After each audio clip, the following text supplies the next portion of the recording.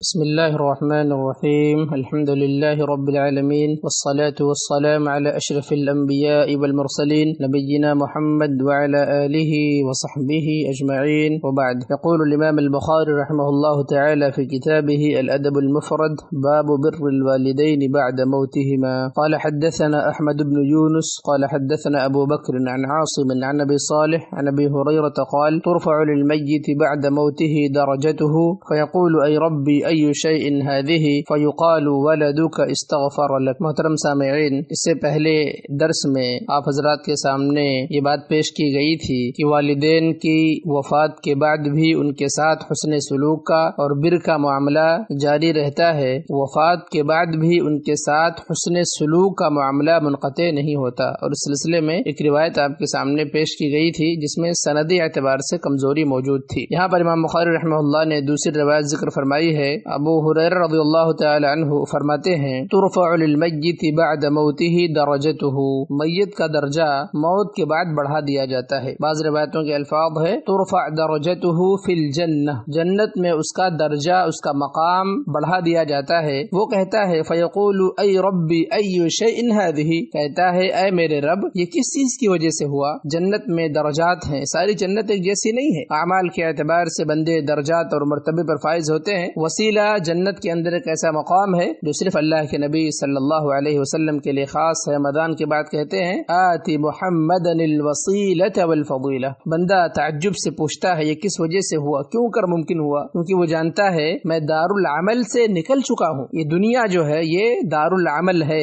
آخرت دار الجزا ہے. ہم یہاں جو کچھ کرتے ہیں وہاں اس کا بدلہ ملنا ہے. اگر ہم اچھا کام کریں گے، نیکی کریں گے، اچھے اعمال لے کر جائیں گے، ہمیں بدلہ اچھا ملے گا. اگر یہاں ہم برائی کریں گے تو کل قیامت کے دن ہمیں بدلہ بھی برا ملنے والا ہے. وہ بندہ کہے گا مجھے میرے عمل کے مطابق درجہ مل چکا تھا، میں دار العمل سے نکل کر دار الجزا میں پہنچ چکا تھا، لیکن اب یہ اضافہ، میرے درجے میں ترقی، میرے مراتب میں ترقی، یہ میرے لیے حیران کن ہے. جواب ملے گا ولدک استغفر لک، تیرے بیٹے نے تیرے لیے دعا کی ہے، استغفار کیا ہے. یہ وجہ ہے، یہ سبب ہے جس کی وجہ سے تمہارے درجے میں، تمہارے مرتبے میں بلندی ہوئی ہے. یہاں پر باب سے مناسبت بالکل واضح ہے کہ ایک بیٹا جب والدین کی وفات کے بعد ان کے لیے استغفار کرتا ہے، ان کے لیے دعا کرتا ہے، دعا کے نتیجے میں والدین کو فائدہ پہنچتا ہے. شارحین فرماتے ہیں تزاد منزلته فی الجنہ بغیر عمل عمله الا بما يقدمه الوالدان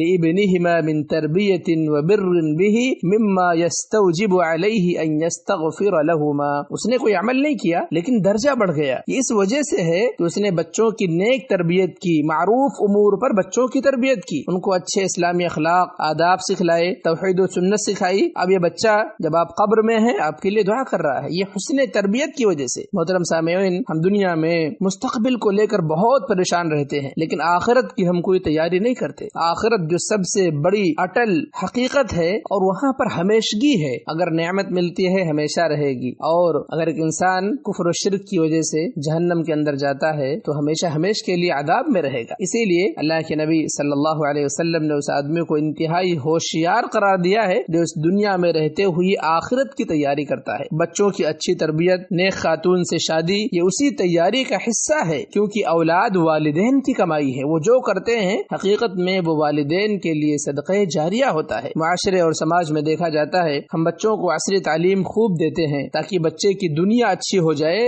لیکن ہم اپنی آخرت کی فکر نہیں کرتے. یہ اچھی بات نہیں ہے. عصری تعلیم ضرور دلوائیں مگر ساتھ ہی ساتھ دینی اقدار بھی سکھلائیں، توحید بھی سکھلائیں، دین بھی سکھلائیں، تاکہ کل جب آپ اس دنیا سے چلے جائیں تو کوئی اس دنیا میں باقی رہے جو آپ کے لیے دعا کرتے رہے، آپ کے لیے استغفار کرتا رہے.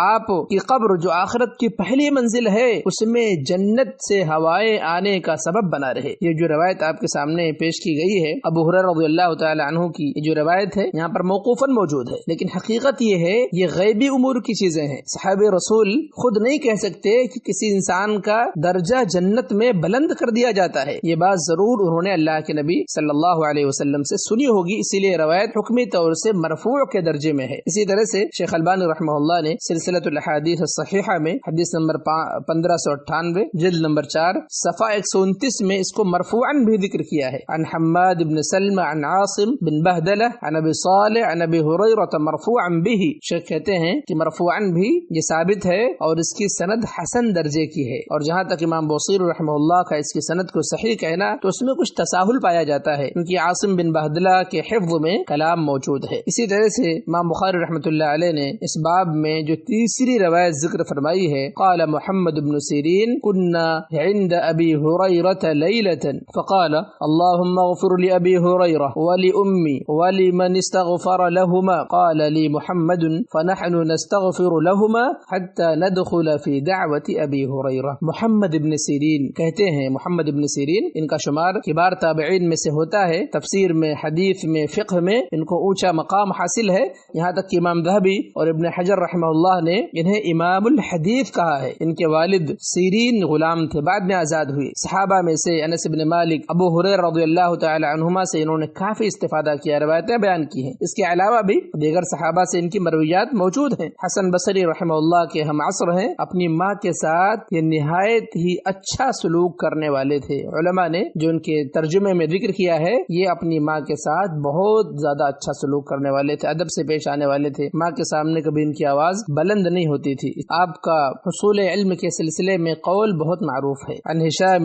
عن محمد بن سیرین قال ان هذا العلم دین فانظروا عمن تأخذون دینکم، بہت ہی معروف اور مشہور قول ہے۔ فرماتے ہیں محمد بن سیرین رحمہ اللہ کہ یہ علم یہ دین ہے، فانظروا عمن تأخذون دینکم، لہذا دیکھ لو تم دین کو کس سے حاصل کر رہے ہو، کس سے دین کو لے رہے ہو۔ اگر آج ہم دنیا میں دیکھیں، ہم آنکھ کے ڈاکٹر کے پاس دانت کے درد کی دوا لینے نہیں جاتے۔ ہم بدن میں کوئی سرجری کرانی ہے تو ہم کہتے ہیں ہمیں اس کا ماہر چاہیے، متخصص ہونا چاہیے تاکہ ہم جلدی شفا یاب ہوں، کوئی گڑبڑ نہ ہونی پائے۔ لیکن دین کے معاملے میں ہم بڑے تساہل کا شکار ہیں۔ ہم کسی سے بھی، کوئی اسکالر ہے، بردر ہے، کسی کو دین کا علم نہیں ہے، قرآن بھی برابر پڑھنا نہیں آتا، دین کے مبادی کا، دین کے اصول سے واقفیت نہیں ہے، عربی زبان سے واقفیت نہیں ہے، لیکن ہم اس سے دین کا علم حاصل کرنا شروع کر دیتے ہیں۔ تو محمد بن سیرین فرماتے ہیں کنا عند ابی ہریرہ لیلۃ، صحابی رسول ابو ہریرہ رضی اللہ تعالی عنہ کے پاس رات میں تھے۔ فقال اللهم اغفر لابی ہریرہ ولامی، ابو ہریرہ رضی اللہ تعالی عنہ نے کہا اے اللہ تعالی ابو ہریرہ کی مغفرت فرما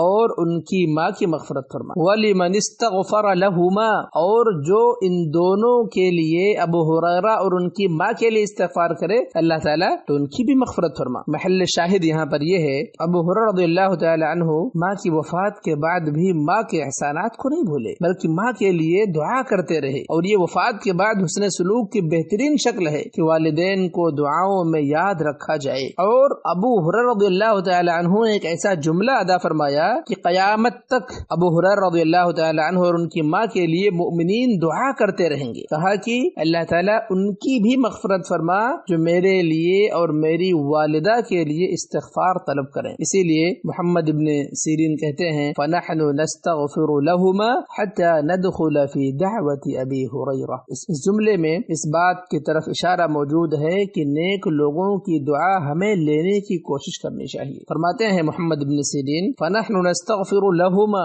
ہم دونوں کے لیے استغفار طلب کرتے ہیں، ابو ہریرہ کے لیے رضی اللہ تعالی عنہ اور ان کی ماں کے لیے، حتی ندخل فی دعوت ابی ہریرہ، تاکہ ابو ہریرہ رضی اللہ تعالی عنہ نے جو دعا کی ہے کہ جو میری ماں اور میرے لیے استغفار کرے اللہ تعالیٰ اس کی بھی مغفرت فرما، تو ہم اس دعا کے اندر داخل ہو جائیں۔ اسی لیے ہم بھی دعا کرتے ہیں، ہم بھی کہتے ہیں کہ اللہ تعالیٰ ابو ہریرہ رضی اللہ تعالی عنہ اور ان کی ماں کی مغفرت فرما، تاکہ ہم بھی صحابہ رسول کی دعا میں شامل ہو جائیں۔ اسی طرح سے کوئی انسان چاہتا ہے کہ نبی صلی اللہ تعالی علیہ وسلم کی دعا میں وہ شامل ہو جائے، بہت بڑی بات ہے، تو اسے چاہیے کہ اللہ کے نبی صلی اللہ علیہ وسلم نے جن امور پر دعا دی ہے، دعا فرمائی ہے، ان امور کا اہتمام کرے۔ بہت ساری چیزیں ہیں، مثلا اللہ کے نبی فرماتے ہیں رحم اللہ امرأ صلی قبل العصر 4، جو انسان عصر سے پہلے 4 رکعت نماز پڑھتا ہے اللہ تعالیٰ اس پر رحم فرمائے۔ جو انسان نبی کی حدیثوں کو یاد کرتا ہے، اس کو سمجھتا ہے، اس کو نشر کرتا ہے، دوسروں تک پہنچاتا ہے، جو انسان اللہ کے نبی صلی اللہ علیہ وسلم کی پر درود بھیجنے کا اہتمام کرتا ہے، یہ سارے لوگ ایسے ہیں جو اللہ کے نبی صلی اللہ علیہ وسلم کی دعا میں شامل ہیں۔ وصلی اللہ علی نبینا محمد وعلی آلہ وصحبہ اجمعین۔